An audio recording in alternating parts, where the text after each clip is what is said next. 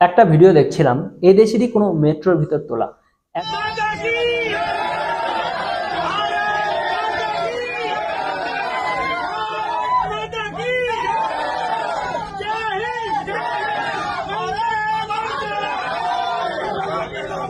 একজন ভারত মাতা কি জয় জয় হিন্দ বলছে, তার সাথে গলা মেলাচ্ছে প্রায় 70% মানুষ।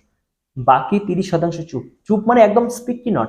এবং সেটা ডেলিভারেটলি। সেই 30%-এর মধ্যে সব বয়সের মানুষ আছে, এবং তাদের অ্যাটায়ার কি, তারা কোনো মজহব থেকে বিলং করে, এটা গেস করার জন্য কোনো প্রাইজ নেই। শিক্ষিত অশিক্ষিত মডারেট মৌলবী ডাক্তার ইঞ্জিনিয়ার প্রফেসর ব্যবসায়ী চাকরিজীবী উচ্চবিত্ত মধ্যবিত্ত নিম্নবিত্ত গ্রাম শহর দেশ বিদেশ বন্ধু শত্রু নির্বিশেষে একটি বিশেষ মজহবে 99% মনের কথা এই ছেলেটির কমেডি। বাকি 1% হয়তো অনেক কিছু ভাবতে পারে, তবে তার নিতান্তই ব্যতিক্রম।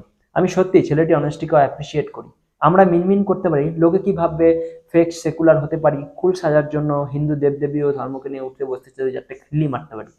ওরা এসব করে না, মজব ওদের কাছে সবকিছুর আগে, দেশ জাতি কর্ম সবকিছুর আগে। এই ইউনিটকে অ্যাপ্রিসিয়েট না করে উপায় নেই, আমরা পারি না, তা আমাদের একান্ত আমাদের ব্যর্থ।